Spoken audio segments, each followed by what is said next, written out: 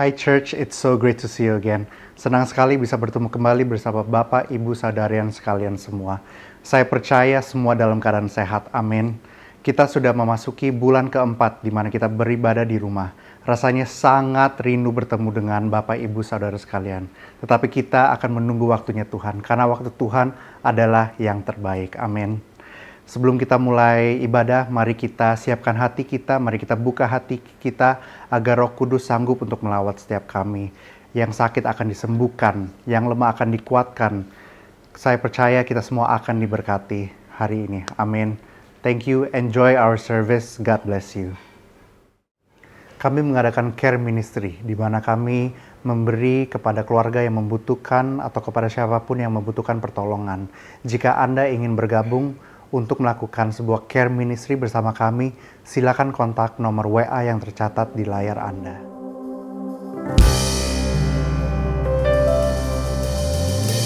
Shalom Bapak, Ibu, dan Saudara sekalian. Mari kita siapkan hati kita untuk menyembah memuji Tuhan. Ini adalah waktu emas. Tuhan mengkondisikan kita untuk kumpul di rumah beberapa bulan ini, untuk terus membangun keintiman dengan Tuhan, mencari wajah-Nya, mencintai Dia lebih dari segalanya. Yohanes 4 ayat 24, Tuhan mencari penyembah-penyembah benar, yang menyembah Bapa dalam roh dan kebenaran.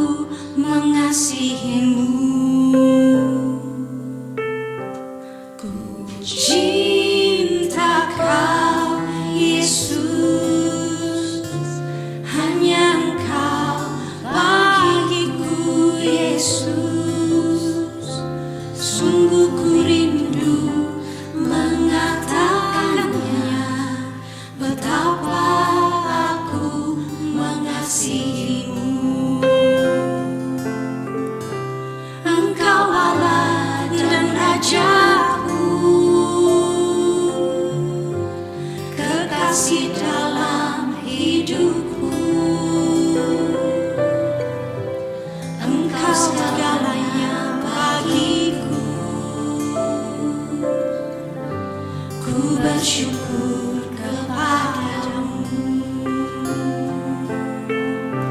Engkau Allah dan Rajaku, kekasih dalam hidupku. Engkau segalanya bagiku. Ku bersyukur kepadamu.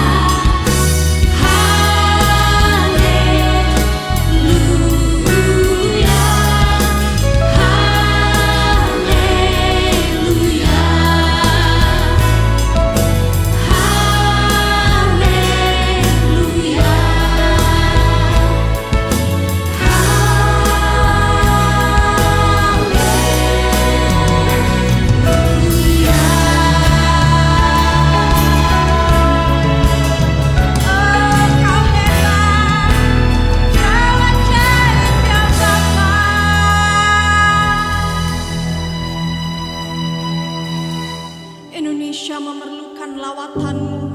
Bergeraklah mulai dari rumah ke rumah. Pakai gereja-Mu menjadi pendoa syafaat di akhir zaman. Dan menjadi pemberita Injil, menangkap visi dan firman Tuhan. Lawatlah ya Tuhan.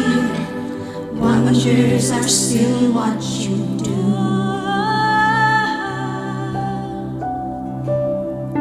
Bodies are still being raised. Giants are still being slain. God, we believe. Yes, we can see it. Wonders are still what you do. We are here for you.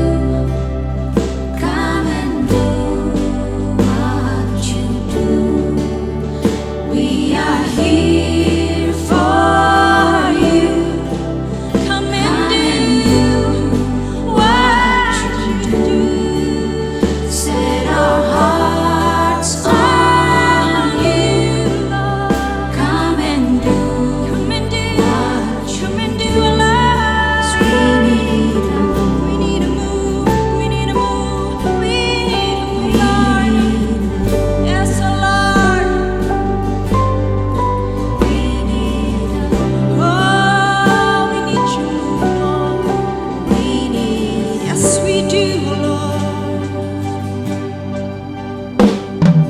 bodies are still being raised. Giants are still being slain. God, we believe it. Yes, we can see it. Wonders are still what you do.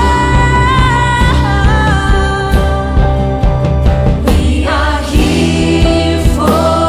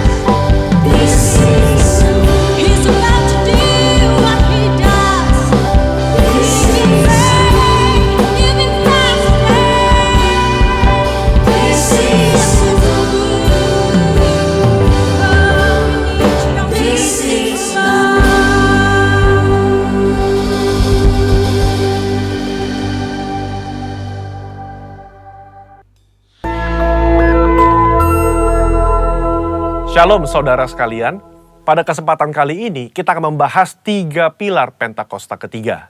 Nah, salah satu karakteristik daripada umat Pentakosta adalah mereka menekankan akan tuntunan Tuhan di dalam kehidupan sehari-hari. Kalau bisa dibilang, suara hati umat Pentakosta itu mirip dengan doa Musa di dalam Keluaran 33 ayat yang ke-15. Jika engkau sendiri tidak membimbing kami, janganlah suruh kami berangkat dari sini. Kita sebagai umat Pentakosta juga menyerukan hadirat Tuhan yang terus-menerus menuntun dan membimbing kita. Sebagaimana Musa memerlukan tuntunan Tuhan dalam kesehariannya di Perjanjian Lama, kita juga melihat bagaimana gereja mula-mula dalam Perjanjian Baru melibatkan tuntunan Tuhan di dalam mengikuti kehendak dan rencana Tuhan. Di dalam Kisah Rasul pasal yang ke-15, kita melihat bagaimana gereja mula-mula menghadapi masalah ketika bangsa yang bukan Yahudi bertobat, menerima karunia keselamatan, menerima karunia Roh Kudus. Masalah timbul ketika beberapa orang Yahudi yang telah menjadi percaya berkata, orang-orang yang bukan Yahudi ini harus disunat, diwajibkan untuk mengikuti seluruh hukum Taurat. Bagaimana gereja mula-mula pada waktu itu mengikuti tuntunan Tuhan dalam permasalahan yang penting ini? Mereka mengikuti tuntunan Tuhan lewat 3 pilar, yaitu pilar Roh Kudus, pilar komunitas, pilar firman Tuhan. Lewat ketiga pilar ini, gereja mula-mula akhirnya dapat menerima bahwa bangsa yang bukan Yahudi telah menerima keselamatan dan juga karunia Roh Kudus. Mereka tidak lagi perlu disunat dan tidak perlu melakukan seluruh hukum Taurat. Bagaimana dengan gereja Tuhan pada zaman now mengikuti tuntunan Tuhan tentang Pentakosta ketiga? Kita pun mengikuti tuntunan Pentakosta ketiga menggunakan ketiga pilar ini.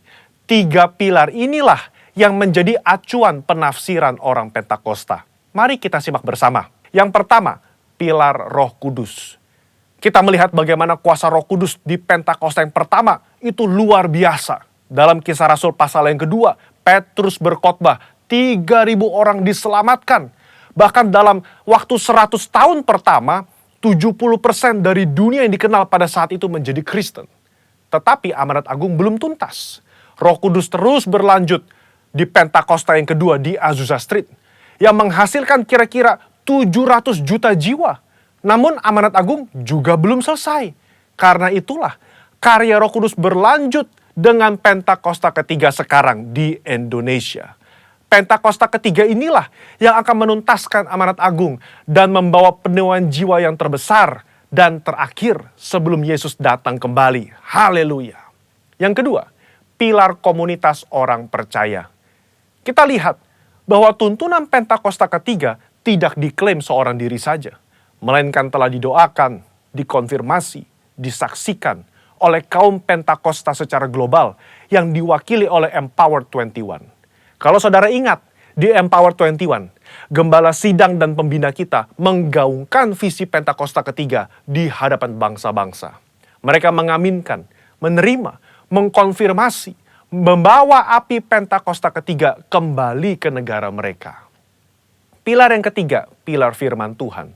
Tuntunan Pentakosta ketiga itu diawali ketika gembala sidang dan pembina kita mendapatkan firman Tuhan pada tahun 2009. Aku datang segera dari Wahyu 3 ayat 11. Dan dari Yoel 2:28. Kemudian daripada itu akan terjadi bahwa aku akan mencurahkan rohku ke atas semua umat manusia. Lama Tuhan tidak berbicara apa maksud dari kedua ayat ini. Tetapi 4 tahun berikutnya, pada tahun 2013, Tuhan berbicara. Yang aku maksudkan dengan pencurahan Roh Kudus itu adalah Pentakosta ketiga. Nah, melalui firman Tuhan ini, kita menangkap pesan profetik bahwa akan ada pencurahan Roh Kudus besar-besaran ke atas seluruh umat manusia sebelum kedatangan Yesus kali yang kedua. Jadi bisa kita simpulkan, Pentakosta ketiga itu yang pertama telah mengikuti tuntunan daripada Roh Kudus, telah dikonfirmasi oleh komunitas Pentakosta secara global, dan didasari oleh firman Tuhan, khususnya Yoel 2 ayat 28-32. Saya berdoa agar saudara diberi pengurapan daripada Roh Kudus untuk bisa mengikuti tuntunan Tuhan di hari-hari terakhir ini. Mari kita semua menjadi messengers of the third Pentecost. Haleluya, Tuhan Yesus memberkati.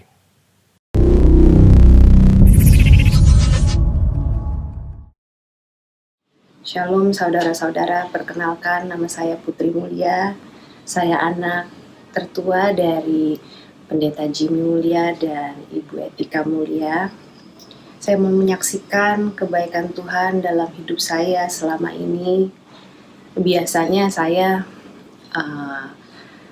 paling tidak mau ya untuk berbicara di publik atau tampil. Tapi kata ibu saya, gak bisa, kamu harus memperkatakan, kamu harus declare God's goodness in your lives dan menjadi berkat untuk banyak orang. As all of you know, my beloved dad, almarhum Pak Jimmy Mulia, recently passed away. Secara manusia saya sangat-sangat amat kehilangan bapak saya. Karena sebagai anak pertama, saya mungkin yang paling melihat ya bapak saya gimana dulunya sebelum kenal Tuhan dengan ibu saya. Dengan berjalannya waktu mereka bisa kenal Tuhan di jamaah Tuhan, and he became the greatest dad for me, the best dad. Kalau dulu saudara-saudara sebelum kenal Tuhan, mama itu setiap hari suka nangis. Saya mungkin umur 6 sampai 8 tahun ya. Mama nangis setiap hari, papa gak pernah di rumah, papa selalu sibuk kerja, dan mereka juga hampir berpisah. Tapi setelah mereka mengenal Tuhan, saya melihat bapak saya di jamaah, dan perubahan yang saya lihat di dalam diri dia itu doesn't happen just once. It's a daily change. Setiap hari dia menjadi lebih baik, menjadi lebih baik, menjadi lebih baik. Saya bisa dibilang karakternya banyak yang bilang agak mirip ayah saya. Satu, saya keras. Saya biasanya merasa saya yang paling benar. Tapi dua, kita biasanya dibilang kayak patung kalau di keluarga karena tidak banyak bicara. Ayah saya selalu bilang, diam itu emas. Gak usah ngomong kalau misalnya nanti akhirnya nyesel sendiri. Menyakiti orang lain, menjadi mengadu domba, jadi mending diam saja. Sedikit cerita, saya sudah tidak pelayanan mungkin sudah 20 tahun. Sewaktu papa mama mulai pelayanan di Singapura, I think 12 or 13 years old, 12-13 tahun umurnya. Saya mulai pelayanan. Mungkin seperti cinta pertama ya, menggebu-gebu. Setiap hari habis sekolah ke gereja, ada doa, ada daily prayer meeting lah waktu itu. Saya memainkan gitar, saya belajar gitar, saya coba belajar piano, semuanya autodidak. Dan I found happiness, enjoyment di situ. Benar-benar cinta awal ya. Cinta pertama kepada Tuhan tuh sangat indah sekali. Dan berjalan dengan waktu, ayah saya mengalami proses di dalam gereja, dan setelah itu kami harus balik ke Jakarta. Di situ saya melihat dan saya mengenal arti kata disappointment, anger, dan saya melihat itu terjadi di gereja, di mana yang harusnya saya pikir kita semua keluarga, kita harusnya saling mensupport. Tapi saya melihat ayah saya ditinggalin teman-teman, sekelilingnya banyak yang menjatuhkan dia. Sengaja atau tidak sengaja, itu saya lihat dengan mata saya sendiri. Dan rasa kebencian itu timbul di hati saya dengan tanpa sadar sebenarnya, karena saya masih agak Saya masih teenager waktu itu. Dan saya merasa ya udah, saya mending do what I want. Di luar, di dunia, saya expect hurt, expect anger, karena di dunia ya memang seperti itu. Dan saya belajar untuk menjadi kuat. Tapi bagi saya, kalau di gereja harusnya kita merangkul satu sama lain, kita mensupport satu sama lain, tapi malah kita lebih banyak menjatuhkan satu sama lain, menghakimi satu sama lain dulu sebelum kita merangkuli saudara-saudara kita. Dan di situ saya menjauh. Saya tetap berdoa. Kadang-kadang saya baca firman Tuhan. Saya tetap percaya Tuhan Yesus ada. Tapi di situ saya melihat ayah saya, ketegaran ayah saya, kesetiaan ayah saya terhadap Tuhan, terhadap pemimpin-pemimpin, terhadap gerejanya. Itu benar-benar solid, benar-benar tak tergoyahkan. Dan kita bisa dibilang sangat kekurangan saudara-saudara. Tapi kita bisa balik ke Jakarta, bisa disekolahkan di salah satu sekolah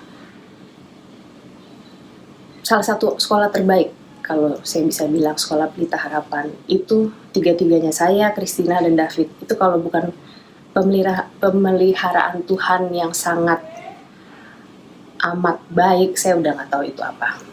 Karena everything is taken care of. Dan saya juga bisa kuliah ke Amerika, semua. Kalau misalnya dengan logika, itu tidak mungkin. Dan di situ saya melihat gimana Tuhan sangat memelihara kita. Dan benar sekali, doa orang benar memang besar kuasanya. Saya melihat Bapak Ibu saya berdoa tiap hari, terutama untuk saya dan adik saya, David, karena bisa dibilang kita berdua yang agak pemberontak. Kita lebih yang kayak, ya udahlah, kita cobalah di dunia ini gimana sih, daripada pelayanan, daripada gereja yang ada cuman hanya sakit hati. Tapi saya nggak bisa ignore kalau saya witness miracle day by day Tuhan memelihara kami sekeluarga. Sampai sewaktu Papa sakit, dipanggil Tuhan dengan proses penguburan yang sangat lancar. Karena waktu itu protokol pasien COVID yang meninggal masih belum fix, ada yang dibilang langsung harus dikubur dalam berapa jam, semuanya. Nah, pada malam itu ayah saya dipanggil Tuhan, ibu saya demam, sakit. Jadi waktu Papa meninggal, kalau misalnya bukan pertolongan Tuhan, ada kenalan kami yang di Singapura, kenalan Papa, yang membantu semua proses sampai bisa dimakamkan di San Diego Hills. Itu kami sangat-sangat bersyukur dan kami sangat-sangat takjub.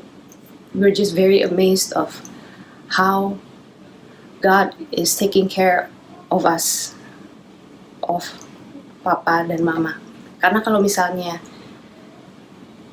kami bertiga, Putri, Christina, David, dengan kekuatan kami sendiri, mungkin kita bertiga sudah gila kali pada saat itu. Karena pada malam itu Mama udah benar-benar demam dan sudah benar-benar lemes. Paginya kita langsung masukin ke Siloam. Dan itu pun kami bersyukur Mama dapat treatment yang sangat baik. Dan pemulihannya berjalan dengan lancar, semuanya berjalan dengan lancar. Itu kalau bukan tangan Tuhan, saudara-saudara yang menjaga, memelihara. Kami udah tahu, kami udah nggak tahu kami harus gimana. Jadi saya percaya, dan pada saat itu di rumah sakit, Mama selalu bilang, Putri nyanyi, Putri nyanyi. Jadi saya mulai lagi main gitar, yang tadinya saya udah anti lah musik. Saya mulai main gitar, saya mulai memperkatakan, Tuhan, Engkau baik, Engkau ajaib. Dan satu ayat yang saya mau share, yang saya terus perkatakan sewaktu itu adalah Mazmur 105. Pujian-pujian atas segala perbuatan Allah di masa lampau. Bersyukurlah kepada Tuhan, serukanlah namanya, perkenalkanlah perbuatannya di antara bangsa-bangsa. Bernyanyilah baginya, bermasmurlah baginya. Percakapkanlah segala perbuatannya yang ajaib. Bermegalah di dalam namanya yang kudus. Biarlah bersuka hati orang-orang yang mencari Tuhan. Carilah Tuhan dan kekuatannya. Carilah wajahnya selalu. Ingatlah perbuatan-perbuatan ajaib yang dilakukannya, mujizat-mujizatnya, dan penghukuman-penghukuman yang diucapkannya. Amin, saudara-saudara. Kita harus selalu mempercakapkan kebaikan Tuhan. Perbuatan-perbuatan yang ajaib, mujizat-mujizatnya, saudara-saudara. Kami bersyukur sampai sekarang Mama juga pulih. She's a survivor of COVID-19. Saya percaya ini adalah waktu yang sangat, people will talk about this time for generations to come. Sekarang, ultimately it's up to us. What do we want to be remembered for? I believe my dad, his legacy will still live on. Bagi saya, ayah saya adalah orang benar, berjalan dalam ketetapan Tuhan. Tidak pernah komplain meskipun di rumah sakit gelombang pertama dia tidak mendapatkan treatment istilahnya yang baik karena mereka juga masih bingung protokolnya seperti apa. Tapi dia selalu bilang mengucap syukur, sabar, mengucap syukur. Jadi saya percaya waktu-waktu ini kita harus selalu tetap mengucap syukur, saudara-saudara. Kita merangkul satu sama lain, kita mensupport satu sama lain. Dan bersama-sama kita memperkatakan keajaiban Tuhan menjadi terang, menjadi garam dalam dunia ini. Sekian kesaksian saya.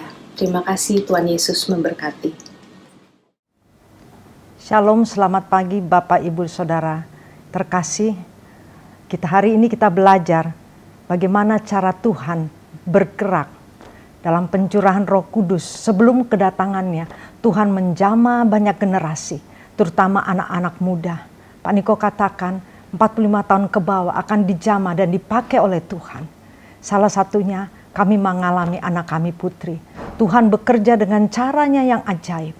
Melalui kematian ayahnya, Tuhan menjamah, menghancurkan hati yang keras, sehingga hati itu berbalik kepada Tuhan. Kita belajar saat ini bagaimana pencurahan Roh Kudus sedang bekerja. Banyak saya mendengar kesaksian dari teman-teman saya, anak-anaknya, dari juga generasi muda. Mereka dilawat oleh Tuhan melalui sakit penyakit, melalui kematian, melalui masalah keluarga. Tuhan sedang bekerja, bahkan pada saat ini pengalaman ekonomi yang sedang turun. Tuhan melawat setiap generasi. Amin, saudara. Apapun mereka akan disadarkan atas pemberontakan mereka, dosa mereka, juga saudara pembangkangan mereka, di mana mereka jauh daripada Tuhan, lari daripada Tuhan. Tuhan akan menjamah saat-saat ini. Sebagai orang tua, saudara jangan menyerah. Anak-anak saudara akan dijamah oleh Tuhan. Begitu juga saya. Setiap keluarga mempunyai pergumulannya masing-masing. Saya bagaimana membesarkan anak-anak dari kecil, kami doakan setiap pagi sebelum sekolah, malam berdoa bersama-sama, membaca firman Tuhan. Tapi beranjak dewasa, ada setiap anak-anak umur-umur pemberontakan, tapi saya percaya Tuhan tetap hadir di tengah badai kehidupan kita. Amin, saudara. Dan dikatakan kesaksian orang percaya adalah senjata di dalam peperangan. Kesaksian yang dimaksud menunjuk pada kekudusan Allah yang kita hidupi hari lepas hari. Putri adalah anak yang tertua yang mempunyai begitu banyak talenta. Dari memainkan musik piano, gitar, dan juga mengarang lagu. Tetapi dia tidak melayani selama 20 tahun. Kenapa saudara itu terjadi? Karena kekecewaan dan kepahitan yang disimpan begitu lama. Kami selalu mengingatkan bahwa proses kehidupan itu harus kita lalui, harus kita hadapi. Kita jangan lari, kita jangan membuat diri kita tambah jauh dengan Tuhan. Tapi kita harus mengoreksi diri kita, mulai melihat ke dalam kita, apa yang kita lakukan kepada Tuhan. Jangan menyalahkan siapapun, bahkan keadaan yang terjadi. Tuhan memang benci dosa, tapi Tuhan tidak pernah membuang setiap kita. Oleh sebab itu di dalam proses-proses kehidupan kami mengajarkan anak-anak melihat bagaimana kami mengakui setiap kesalahan dosa kami. Kami membereskan di hadapan Tuhan dan manusia. Hal itu yang dilihat anak-anak. Firman Tuhan berkata Wahyu 3:19, barang siapa kukasihi, ia akan kutegur dan kuhajar. Sebab itu relakanlah hatimu dan bertobatlah. Jadi kita harus relakan hati kita untuk dibentuk oleh Tuhan. Kembali dimurnikan oleh Tuhan dan kita bertobat. Amin, saudara. Teguran Tuhan itu karena Dia sungguh mengasihi setiap kita, agar kita tidak dihukum kelak, tapi diselamatkan. Amin. Dan selalu kami doakan untuk anak-anak. Putri 20 tahun tidak melayani, tapi Tuhan menjamah karena firman-Nya berkata di dalam Yakobus 5 ayat 16, doa orang benar bila dengan yakin didoakan sangat besar kuasanya. Tuhan menjamah waktunya Tuhan. Waktu papanya dipanggil Tuhan, dia dijamah, diremukkan hatinya oleh Tuhan bersama David. Kembali kepada Tuhan. Amin. Saudara, dikatakan Wahyu 8 ayat 11, nama bintang itu ialah Absintus. Dan sepertiga dari semua air menjadi absintus. Dan banyak orang mati karena air itu, sebab sudah menjadi pahit. Keadaan pahit, saudara, menular satu dengan yang lain. Saat ini bagaimana keadaan saudara? Saat pandemi ini, pada saat krisis ekonomi, apakah saudara menjadi pahit seorang akan yang lain? Tuhan akan memulihkan. Anak saya dipulihkan. Karena kematian ini saudara, kematian rohani ini bahaya. Suam-suam kuku ini bahaya. Semua karena kepahitan dan kekecewaan. Tetapi Tuhan mendengar setiap doa kami. Waktu Tuhan adalah yang terbaik. Amin. Putri dari remaja selalu membuat hati kami bersedih. Tetapi kami berdoa dan dijamah oleh Tuhan.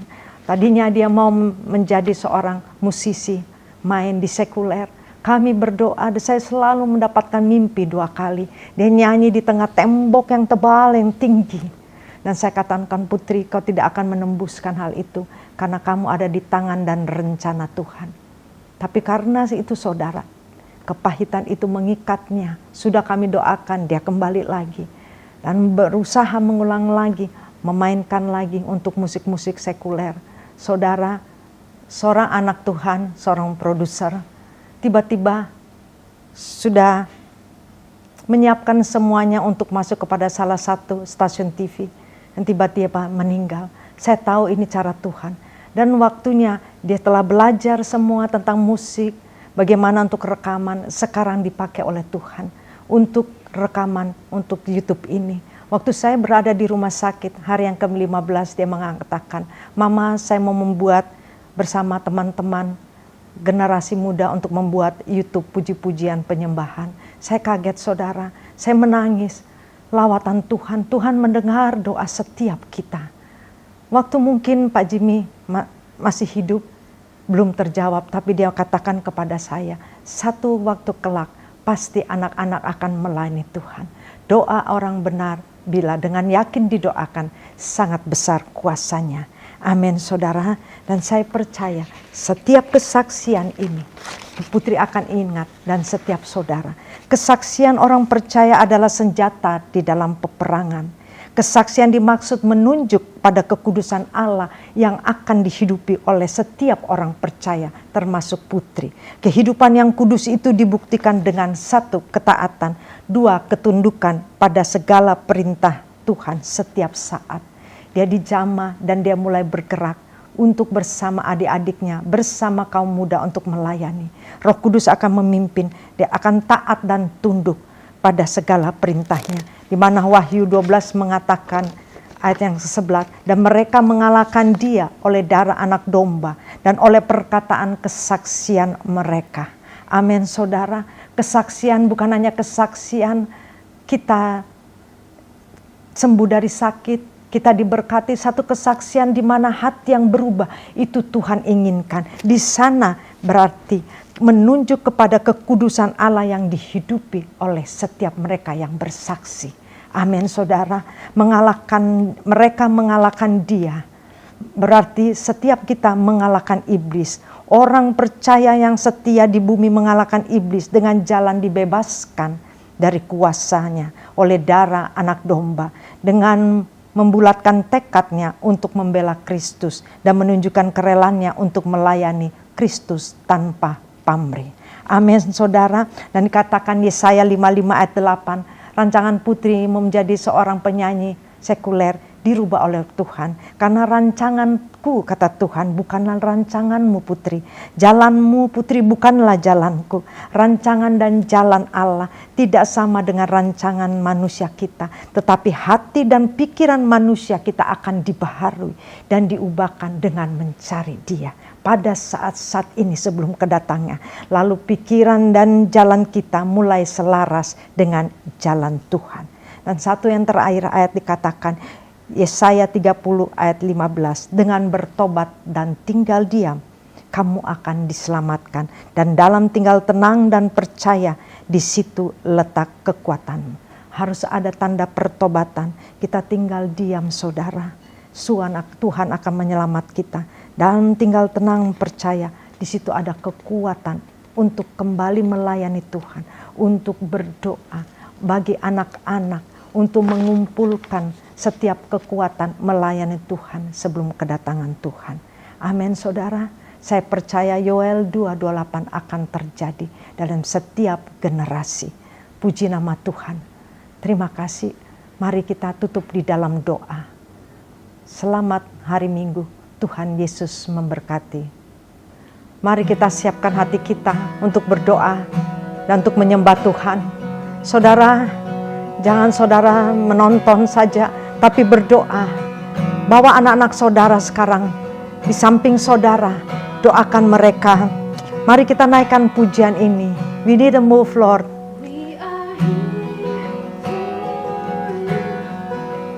Come and do what you do. We are here for you. Mari Tuhan, lakukan Tuhan lawatanmu Tuhan. Pencurahan Roh-Mu atas kesemua manusia Tuhan. Anak-anak laki kami dan perempuan ya Tuhan, Kau lawat, mereka akan bernubuat. Dan orang-orang yang tua akan mendapat mimpi. Teruna-teruna kami Tuhan akan mendapat penglihatan. Pencurahan Roh-Mu Tuhan sebelum kedatangan-Mu Tuhan. Jamah anak pria wanita kami, segala kepahitan yang mengikat mereka, kekecewaan Tuhan Yesus, roh pembangkangan di dalam nama Tuhan Yesus yang jauh daripada Tuhan, saat ini dipatahkan, dihancurkan di dalam nama Tuhan Yesus. Jamah Tuhan hati mereka Tuhan Yesus. Jamah Tuhan Yesus. Berikan hati yang lain Tuhan Yesus. Roh yang baru di dalam setiap batin mereka Tuhan. Mari Tuhan Yesus, juga Engkau akan menjauhkan dari tubuh mereka hati yang keras dan memberikan mereka hati yang taat saat ini. Supaya mereka hidup menurut segala ketetapan-Mu ya Tuhan Yesus. Peraturan-Mu dengan setia. Maka mereka akan menjadi umat-Mu dan Engkau akan menjadi Allah mereka. Jamah Tuhan setiap hati Tuhan. Jamah Tuhan Yesus. Oh rabasyakata karabasyanda karabarabar. Kembali semua anak wanita dan pria kembali pulang untuk dekat kepada Tuhan. Biarlah Tuhan Kau pakai setiap ibu dan bapak untuk berdoa bagi Tuhan anak-anak mereka. Dan Kau melawat Indonesia. We need to move Lord. We need a move untuk Indonesia. We need a move. Kami percaya jika kami bergerak melalui doa-doa syafaat kami ya Tuhan, untuk anak kami, mereka akan dijamah. Kehidupan kami Tuhan saat pandemi dan krisis ekonomi, Indonesia akan dilamat, kehidupan kami dilawat gereja Tuhan. Mari Tuhan kau lawat Tuhan segala sakit penyakit yang mengikat umat-Mu ya Bapa. Oh Rabashikida, kebangkrutan dipatahkan, dihancurkan di dalam nama Yesus. Tuhan mari kau lawat Indonesia Bapa. Urapan-Mu turun Tuhan, karena pemimpin negara kami Tuhan Yesus, dari tertinggi sampai terendah Bapa. Setiap gereja Tuhan kau lawat. Amen, amen. Dan kami akan mendengar kesaksian demi kesaksian. Anak-anak akan dijamah oleh Tuhan. Banyak kaum muda, Yeremia, generasi Yeremia dijamah. Terima kasih Tuhan Yesus, meteraikan firman-Mu Tuhan. Doa penyembahan kami Tuhan biar berkenan di hadapan-Mu. Terima kasih Tuhan. Terima kasih untuk lawatan-Mu. Kami percaya Tuhan, Pentakosta ketiga akan turun atas kota bangsa kami, rumah tangga kami, gereja Tuhan. Terima kasih Tuhan Yesus. Di dalam nama Tuhan Yesus kami mengangkat tangan dan siap menerima berkat daripada Tuhan sendiri adanya. Mari kekasih Kristus arahkan hatimu dan kembali kepada kehidupan sehari-harimu. Terima kasih Tuhan. Biar damai sejahtera Allah Bapa di surga bersama anak yang tunggal Tuhan Yesus Kristus, persekutuan manis dengan Roh Kudus menyertai saudara sekalian mulai dari saat ini sampai kedatangan Tuhan. Maranatha, Tuhan Yesus memberkati. Haleluya. Amin. Saya percaya semua sangat diberkati dengan firman Tuhan tadi. Amin. Amin. Saya percaya bahwa lawatan Tuhan akan semakin dahsyat. Bukan hanya untuk saat pandemi ini, tetapi setelah pandemi, saya percaya lawatan Tuhan akan semakin dahsyat. Seperti tadi Ibu Gembala sudah mengatakan di Yoel 2 ayat 28, bahwa pencurahan Roh Kudus bukan hanya untuk satu generasi, tapi untuk semua generasi. Apakah semua sudah siap menerima pencurahan Roh Kudus? Saya sudah siap. Thank you for watching, and don't forget to subscribe to our YouTube channel and also follow our Instagram. Thank you. Have a blessed Sunday. God bless you.